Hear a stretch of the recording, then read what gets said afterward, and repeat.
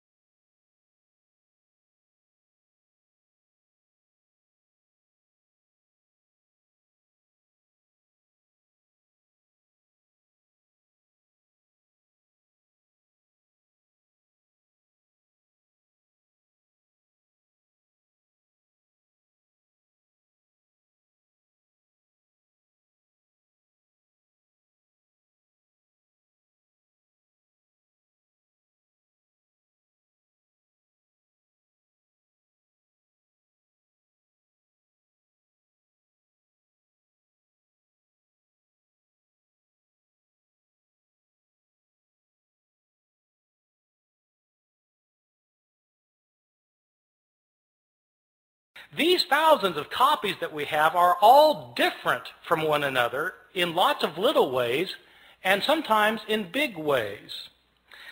There are places where we don't know what the authors of the New Testament originally wrote. So an author like Mark, the author of our first gospel, sat down and wrote out one day his gospel about Jesus.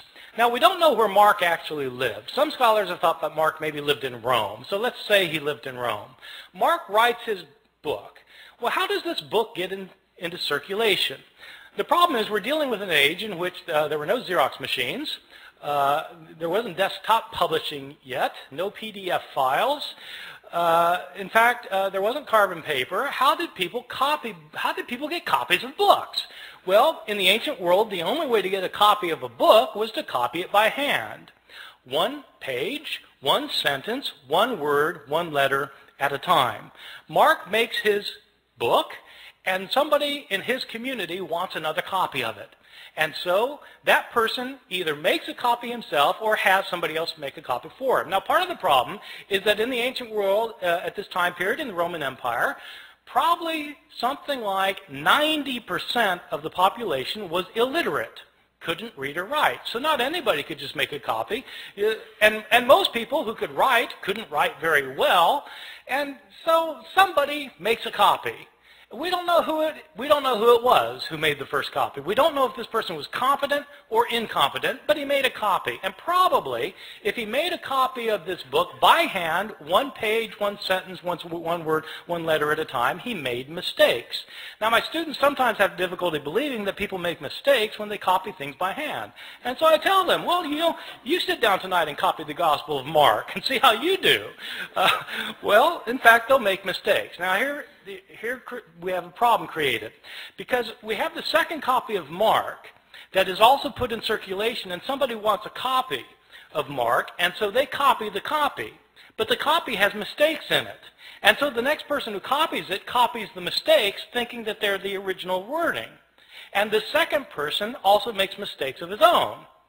And so he not only reproduces the mistakes of his predecessor, he introduces his own mistakes. And then another person comes along and copies that copy, making the mistakes of both of his predecessors and creating mistakes of his own. And then that book gets put in. And pretty soon you've got copies around the city of Rome that are all different from one another. Now, a visitor comes to Rome from Ephesus, and they have a church back in Ephesus too, and they want a copy of this gospel, and so he takes his copy, makes a copy, takes it back to Ephesus. And then that copy gets copied, and that copy gets copied, and that copy gets copied. Then somebody comes from Smyrna, and they want a copy.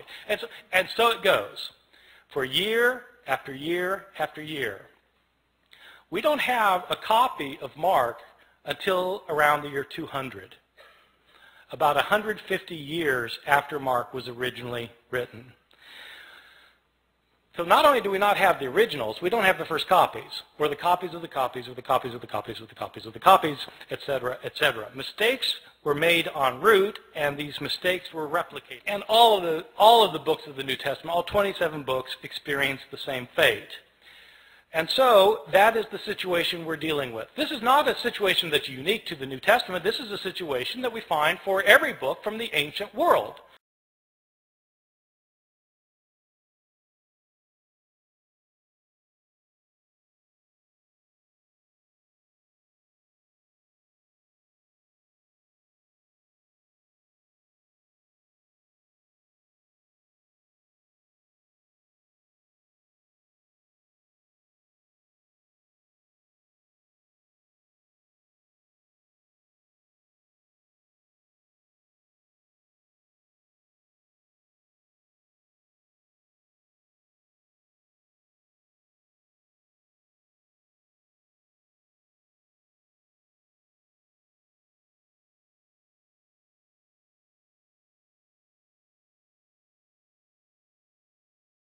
Yeah, well, this strikes me as a rather significant change, that the story of the woman taken in adultery wasn't originally there.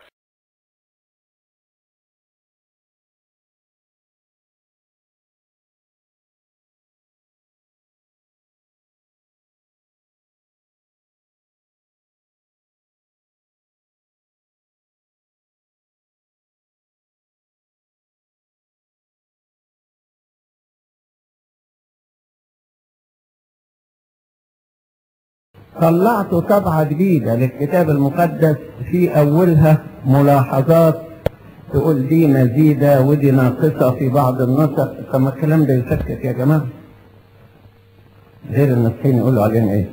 بتزودوا في الكتاب وبتنقصوا، ودي مش موجودة في نسخ ودي موجودة في حاجة تاني. يا ريت ان القائمين على طبع الكتاب المقدس يفرقون تماما بين ما يقال في كليات اللاهوت وما يعطى للمؤمن العادي ليقرأه. المؤمن العادي يتعبه انك تقول له دي مزيدة ودي ناقصة ودي موجودة في نسخ ومش موجودة في نسخ. These are some of the big differences that you can find in the New Testament manuscripts, and there are all sorts of differences that you find. Some are related to theological disputes of early Christianity, where scribes have changed the text to make it coincide more closely with their own theological views.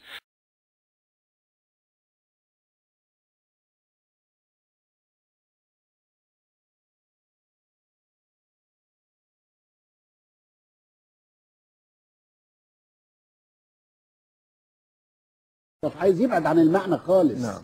ونحن لا نسمح لإنسان يحرف الكتاب المقدس. المحرف أفاق يقول لنا نشرت فين وجت منين. والمهم ان عمل زي معلمه برضه كاتب لك المرجع فين بالانجليزي. ده كريستيان بايبل.